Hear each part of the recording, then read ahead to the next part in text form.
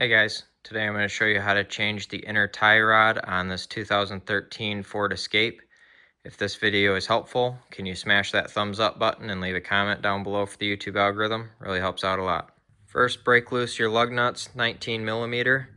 Jack up your vehicle and use a jack stand, and then remove the lug nuts and take the wheel off. First thing we need to do is break this nut loose of the outer tie rod end here. So you'll need a 15/16 wrench to break this nut loose. If you're having trouble getting this nut to break free of the outer tie rod end, you can put a jack underneath the wrench here and start jacking it up and use the force of the jack to break that loose. The nut will probably still be stuck on the inner tie rod, so you'll need a 15mm wrench to hold on right there, and then you can break the nut free of the inner tie rod so that the nut spins free. You can use the same trick with the jack to break the nut free from the inner tie rod.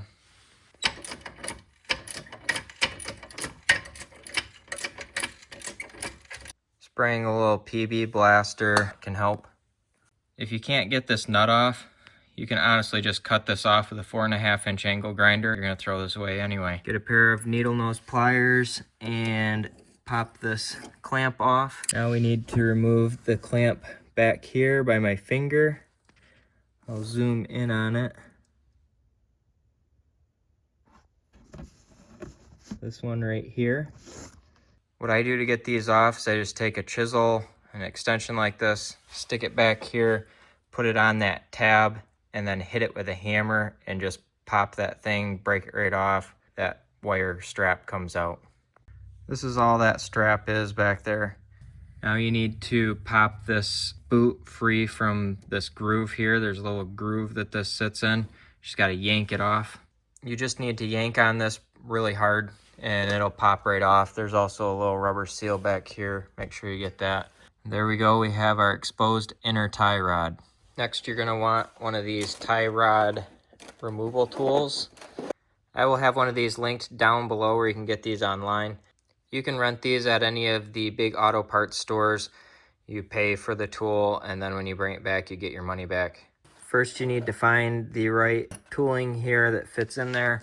I found that the 33.6 fits really well. You really need to slide it on there, though it's pretty tight. Then you're going to take this tube, slide it on here, and those ears on the tooling slide right in there. And then for even more security, you can slide this to where it's tight. 1/2-inch drive here, and you can turn that right out. Now we can take our new tie rod here. I got this one online. I will have it linked down below where you can get it online. We're going to reinstall this one the same way that we took this one out. Now we need to reinstall our boot. It's fine to reuse these if your kit doesn't come with a boot. If you are reusing your old boot, obviously we ruined that clamp getting it off.